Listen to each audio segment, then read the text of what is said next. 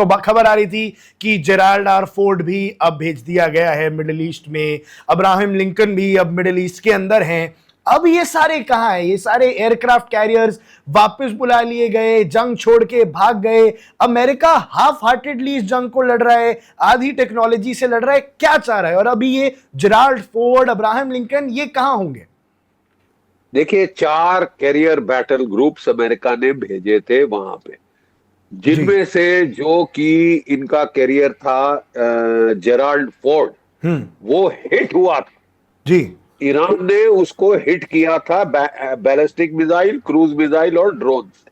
जी। वहां पे आग लगी थी जो 30 घंटे चली थी, बुझाने में 30 घंटे लगे थे, और 200 अमेरिका के सेलर्स घायल हुए थे स्मोक इनहेलेशन की वजह से। तो उनको तो जेराल्ड फोर्ड को उठा के ले जाना पड़ गया वापस अमेरिका, जहां वो 2-3 साल अंडर रिपेयर रहेगा। दूसरा कैरियर जो इन्होंने सबसे पहले भेजा था, अब्राहम लिंकन। ठीक है, पहले तो उसको परेड किया था गल्फ ऑफ हॉर्मुज ने।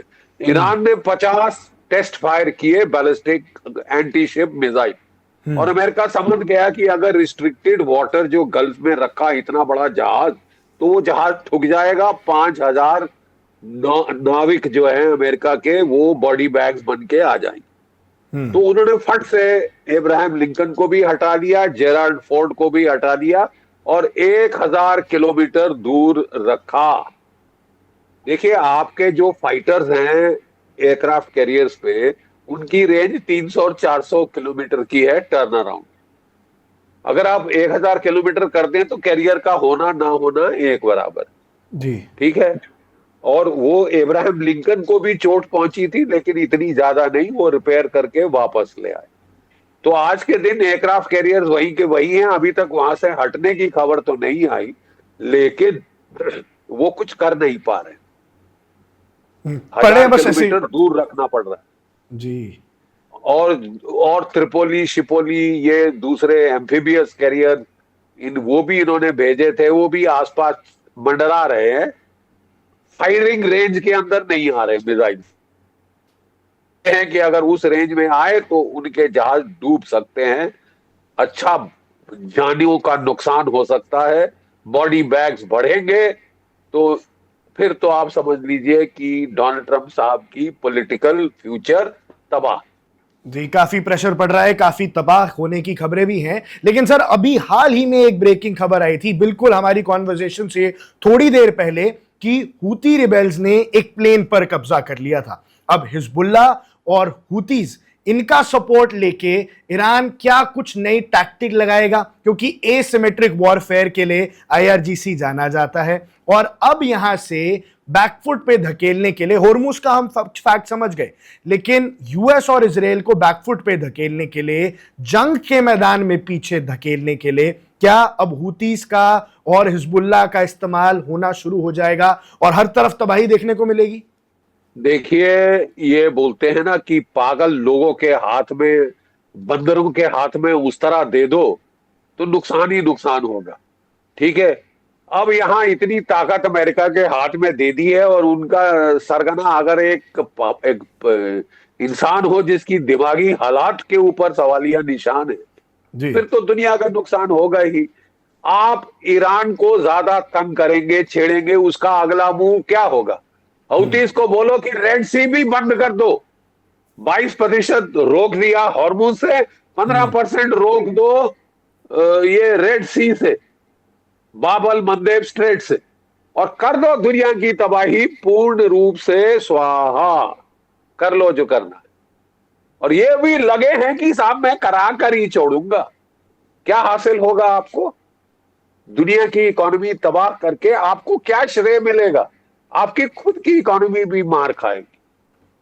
ठीक है, और मुझे समझ नहीं आ रहा कि ये सिंपल मैथमेटिक्स, लगा था कि डोनाल्ड ट्रंप साहब को समझ आ गया है, समझ आ भी गया था, तभी उन्होंने एमओयू साइन कर दिया।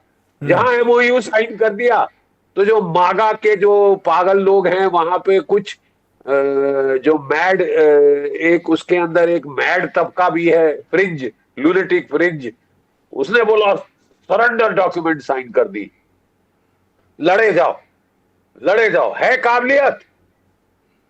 अंदेशा अंजाम देख लिया लड़ाई फॉरवर्ड करने का।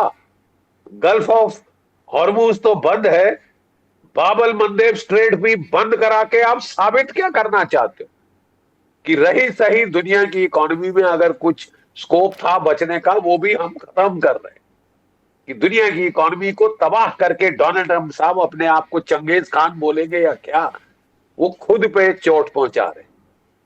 यूरोप की इकोनॉमी की तबाही, एशिया की इकोनॉमी की तबाही, भारत की इकोनॉमी की तबाही करके तुम्हें मिलेगा क्या?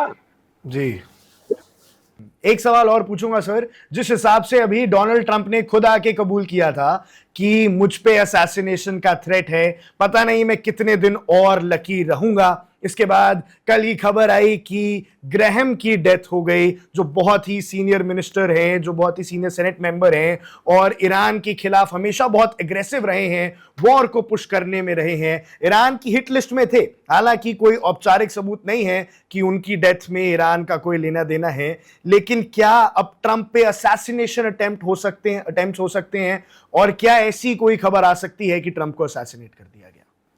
देखिए, अगर ट्रंप और इजराइल आयतुल्लाह खमैनी को असैसिनेट कर सकते हैं, 48 टॉप कमांडरों को असैसिनेट कर सकते हैं और मार उस पे भंगड़ा कर रहे हैं कि हमने मार दिया मार दिया मार दिया, मतलब वो ये भी नहीं कह रहे कि हमने कोई क्लैंडेस्टाइन किया है, शरेआम कह रहे हैं हमने मारा और मारेंगे, मुश्तबा को भी मारेंगे।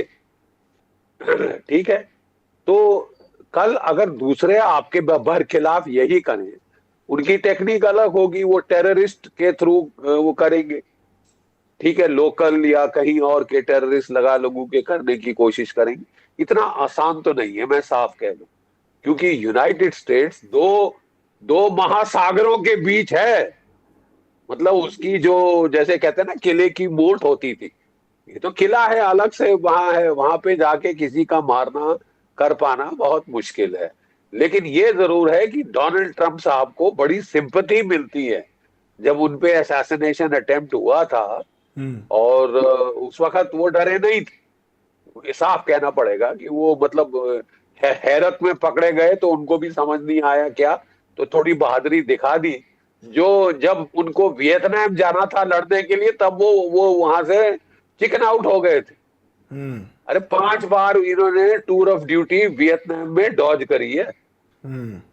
खुद अपना जब लड़ने का टाइम था, जब जवान थे, तब तो लड़े अड़े नहीं, तब तो भागे लड़ाई से दूर, बेशर्मी से कि मेरी तबीयत ठीक नहीं, ये ठीक नासाज है, ये वो है। अब दुनिया को धकेल रहे हैं मरने के लिए, क्या हक क्या है आपको? पागलपने में आपकी तो हद बढ़ गई है। Subscribe to One India and never miss an update. Download the One India app now.